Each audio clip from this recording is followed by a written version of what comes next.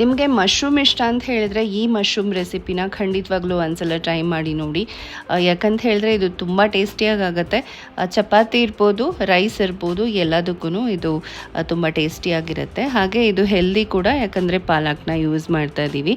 ಈಗ ಒಂದು ಪ್ಯಾನಲ್ಲಿ ಆಯಿಲ್ ಹಾಕ್ಕೊಂಡು 2 ಸ್ಲೈಸಸ್ ಆಗಿ ಕಟ್ ಮಾಡಿರುವಂಥ ಈರುಳ್ಳಿ, 1 ಸ್ಪೂನ್ ಜೀರಿಗೆ, 1 ಸ್ಪೂನ್ ಧನಿಯಾ, ಹಾಗೆ 2ರಿಂದ 3 ಒಣಗಿರೋ ಅಂಥ ಮೆಣಸಿನ್ಕಾಯಿ. ಈಗ ಈರುಳ್ಳಿ ಸ್ವಲ್ಪ ಬ್ರೌನ್ ಆಗೋ ತನಕ ಇದನ್ನು ಫ್ರೈ ಮಾಡೋಣ. ಈಗ 1 ಟೊಮ್ಯಾಟೊನ ಹಾಕ್ತಾ ಇದ್ದೀನಿ.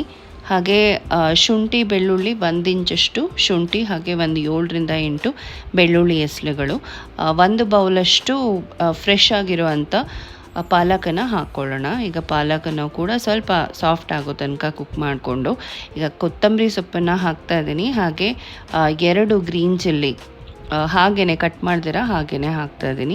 1 ಟೀ ಸ್ಪೂನಷ್ಟು ಉಪ್ಪನ್ನ ಹಾಕ್ಕೊಂಡು ಇವಾಗ ಇದನ್ನು ಚೆನ್ನಾಗಿ ಸ್ವಲ್ಪ ಫ್ರೈ ಮಾಡ್ಕೊಬೇಕು, 2ರಿಂದ 3 ನಿಮಿಷದ ತನಕ. ನಂತರ ಇದನ್ನು ತಣ್ಣಗಾಗೋಕ್ಕೆ ಇಟ್ಟು ಅದನ್ನು ಗ್ರೈಂಡ್ ಮಾಡಿ ಇಟ್ಕೋತಾ ಇದ್ದೀನಿ. ಈಗ ಇನ್ನೊಂದು ಪ್ಯಾನಲ್ಲಿ 2 ಟೇಬಲ್ ಸ್ಪೂನಷ್ಟು ಆಯಿಲ್ನ ಹಾಕ್ಕೊಂಡು 1 ಸ್ಪೂನಷ್ಟು 1 ಟೀ ಸ್ಪೂನ್ ಜೀರಿಗೆನ ಹಾಕ್ಕೊಳ್ಳೋಣ. ಹಾಗೆ 1 ಸ್ಲೈಸಸ್ ಆಗಿ ಕಟ್ ಮಾಡ್ಕೊಂಡಿರುವಂಥ ಹಸಿರು ಮೆಣಸಿನ್ಕಾಯಿ. ಈಗ ಮಶ್ರೂಮು 300 ಗ್ರಾಮನ್ನು ತೊಗೊಂಡಿದ್ದೀನಿ. ಅದನ್ನು ಚೆನ್ನಾಗಿ ಕ್ಲೀನ್ ಮಾಡಿ ಕಟ್ ಮಾಡಿಕೊಂಡು ಇವಾಗ ಅದನ್ನು ಕೂಡ ಫ್ರೈ ಮಾಡ್ಕೊಳ್ಳೋಣ 2ರಿಂದ 3 ನಿಮಿಷ.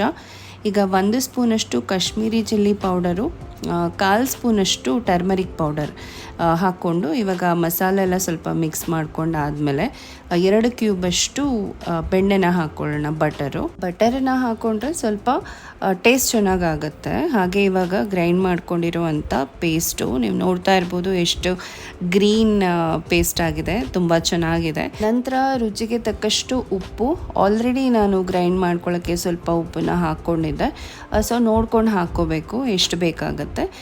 ಇವಾಗ ಇದನ್ನು 5ರಿಂದ 6 ನಿಮಿಷ ಕುಕ್ ಮಾಡಿದ್ರೆ ಈ ಗ್ರೇವಿ ರೆಡಿ ಆಗುತ್ತೆ. ನಂತರ ಕೊನೆಯಲ್ಲಿ 1 ಟೇಬಲ್ ಸ್ಪೂನಷ್ಟು ಕ್ರೀಮನ್ನು ಹಾಕ್ತಾ ಇದ್ದೀನಿ.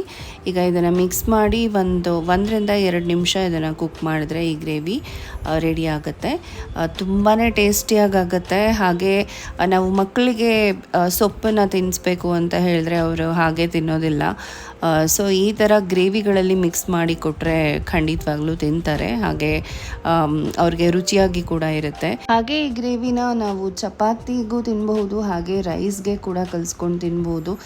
ರೈಸ್ಗೆ ಕೂಡ ತುಂಬಾ ಚೆನ್ನಾಗಿರುತ್ತೆ. ಈ ರೆಸಿಪಿ ನಿಮಗೆ ಇಷ್ಟ ಆಗಿದ್ದರೆ ನನ್ನ ವಿಡಿಯೋನ ಲೈಕ್ ಮಾಡಿ, ಶೇರ್ ಮಾಡಿ, ಹಾಗೆ ಹೇಗಿತ್ತು ಕಮೆಂಟ್ ಮಾಡಿ ತಿಳಿಸಿ. ಹಾಗೆ ಹೊಸ ವಿಡಿಯೋಗಳಿಗೋಸ್ಕರ ನನ್ನ ಈ ಚಾನಲ್ಗೆ ಸಬ್ಸ್ಕ್ರೈಬ್ ಮಾಡ್ಕೊಳ್ಳಿ. ಈ ವಿಡಿಯೋ ನೋಡಿದ್ದಕ್ಕೆ ಧನ್ಯವಾದಗಳು.